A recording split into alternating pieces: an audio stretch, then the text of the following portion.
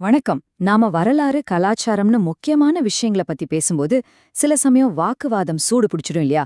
அப்படிப்பட்ட நேரத்துல கூட எப்படி தெளிவா மத்தவங்க மனசும் நோகாம பேசலான்னு ஒரு சிம்பிளான வழிய பத்தி தான் நாம இன்னைக்கு பார்க்க போறோம்.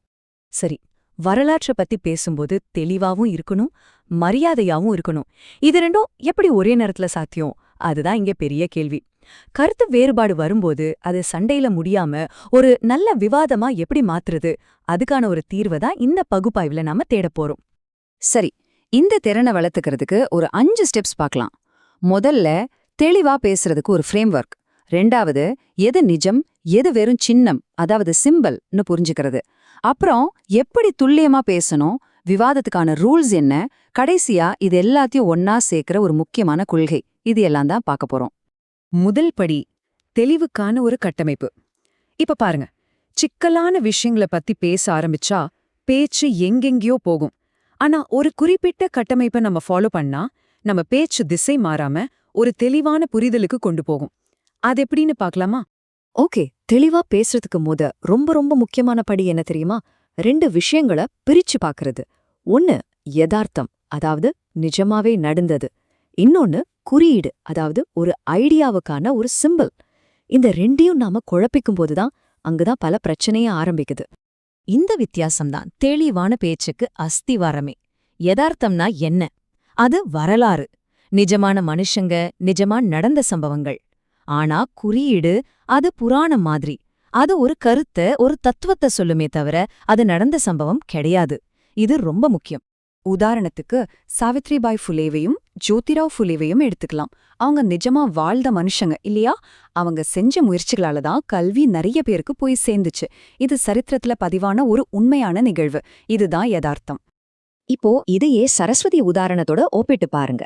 சரஸ்வதிங்கிறது அறிவோட ஒரு குறியீடு, ஒரு சிம்பிள். அவங்க அறிவின் கருத்தை பிரதிநிதித்துவப்படுத்துறாங்க. ஆனா அவங்க சாவித்ரிபாய் புல்லே மாதிரி கல்விக்காக போராடின ஒரு வரலாற்று நபர் கிடையாது. இந்த வித்தியாசத்தை புரிஞ்சுக்கிட்டா விவாதங்கள்ல பாதி பிரச்சனை தீர்ந்துடும். சரி, எது யதார்த்தம், எது குறியீடுன்னு பிரிச்சு பார்த்துட்டோம். அடுத்த சேலஞ்ச் என்னன்னா, அது சரியான வார்த்தைகளை வச்சு சொல்றது. நாம பேசுறதை எப்படி இன்னும் துல்லியமா, இன்னும் திறம்பட சொல்லலாம்னு இப்போ பார்ப்போம். துல்லியமா பேசுறதுக்கு 2 சிம்பிள் வழிகள் தான். ஒன்னு, யார் ஒரு வாய்ப்பை உருவாக்குனாங்க, யார் அதை எதிர்த்தாங்கன்னு பிரிச்சு பேசணும். ரெண்டாவது, எல்லாரும் அப்படித்தான் அப்படின்னு பொதுவா பேசுறத நிறுத்திட்டு சில பிரிவினர் அப்படிங்கிற மாதிரி குறிப்பிட்ட வார்த்தைகளை யூஸ் பண்ணணும். இப்படி செஞ்சாலே போதும், தேவையில்லாத குழப்பத்தையும் தப்பான புரிதல்களையும் நாம ஈஸியா தவிர்க்கலாம். நாம என்ன பேசுறோங்கிறது எவ்ளோ முக்கியமோ அதே அளவுக்கு முக்கியம் அது எப்படி பேசுறோங்கிறது. இப்போ இந்த மாதிரி விவாதங்கள்ல நாம எப்படி நடந்துக்கணும், அதுக்கான சில முக்கியமான ரூல்ஸ பத்தி பார்க்கலாம்.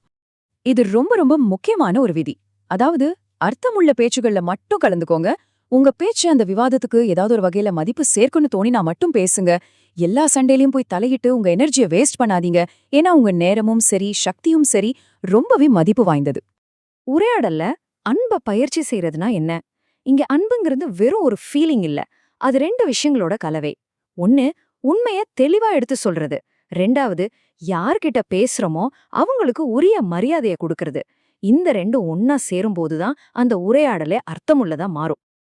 இந்த தெளிவு பிளஸ் மரியாதை ஃபார்முலாவ 3 சிம்பிள் ரூல்ஸா பிரிக்கலாம். நம்பர் 1, தனிப்பட்ட தாக்குதலே வேண்டாம். நீங்க ஐடியாஸ் கூட சண்டை போடுங்க, மனுஷங்க கூட இல்ல. நம்பர் 2, உண்மைய சொல்ல தயங்கவே கூடாது.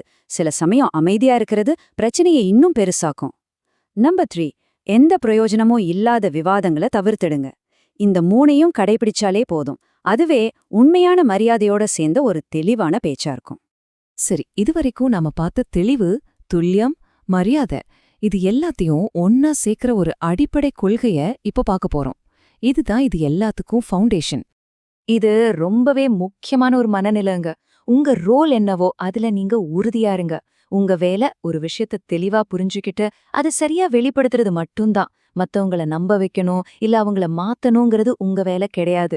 இந்த ஒரு எண்ணம் வந்தாலே போதும், உங்களுக்கு தேவையில்லாத பிரஷர் எல்லாம் போயிடும். ஆக, இந்த முழு பகுப்பாய்வோட சாராம்சம் இதுதான். யதார்த்தத்தை தெளிவா வச்சுக்கோங்க, குறியீடுகளை தனியா பிரிச்சு பாருங்க, பேசும்போது நிதானமா பேசுங்க, உங்க சக்தியை தேவையில்லாத சண்டைகள்ல வீணாக்காம பாதுகாத்துக்கோங்க. இத ஒரு மந்திரம் மாதிரி மனசுல வச்சுக்கிட்டீங்கன்னா உங்க உரையாடல்கள் நிச்சயமா அடுத்த லெவலுக்கு போகும். இப்போ உங்களுக்கான ஒரு சின்ன கேள்வி.